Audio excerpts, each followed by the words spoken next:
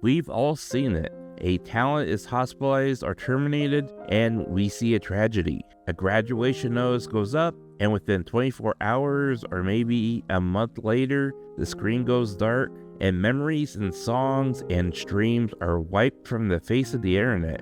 Most people will tell you, well, it's just business, or it's IP rights. But they're wrong. While the internet mourns over the loss of these people, regulators at the JFTC were busy behind the scenes issuing thousands of surveys to freelancers, entertainers, and content creators. Because they took matters seriously, they've uncovered the disguise of employment traps, the unjust enrichment traps, and a burnout rate that in any other industry would be illegal. Today, we're putting a price tag on the human soul. This is the reckoning.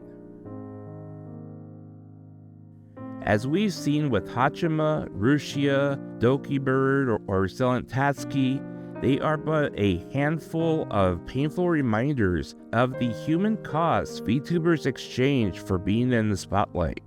The immense pressure of success and the work demands required takes a toll on the individual, and these three are just a small example where mental instability led to life-threatening actions, a long path to recovery, and life-altering decisions. While each situation is fundamentally different, the 2024 Freelance Act and the 2026 Industrial Safety Amendments were built to identify these symptoms early before a crisis is committed. By making stress checks a mandatory law, providing a right to disconnect, and making this mandatory for both employees and entrusted business operators, the Japanese government has essentially turned the talent's mental health into a corporate liability. An agency can no longer look the other way.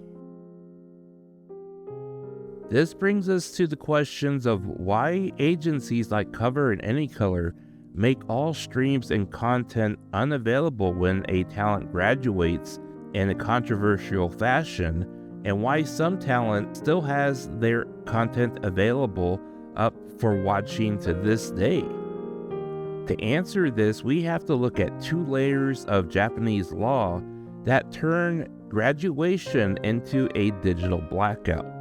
The first layer is moral rights. Even if a company owns a character, the person behind the avatar retains non-transferable rights of authorship and integrity under Japanese copyright laws. You can't sell these rights and you can't give them away. Agencies handle this by putting in a clause where talent agrees not to exercise these rights. But here's the kicker. When a contract ends, that agreement often ends too. If an agency leaves content up, they risk the former talent reactivating those rights to object of how their work is being used. Deleting the content isn't just a business move, it's a way for agencies to ensure that the ghosts behind the rights don't come back to haunt them. The second layer explains why some content stays up while others are wiped. This is under Civil Code Article 703, known as Unjust Enrichment. If an agency keeps videos up and continues to collect ad revenue or sales merchandise for talent that they no longer pay, they are unjustly enriching themselves at that person's expense. For a clean graduation, there is usually a deal made upon for legacy payments, but for terminations, the agency would rather delete years of history rather than risk massive lawsuits where they have to pay back every single yen they earn from people who are viewing that legacy video or archive after the contract was cut.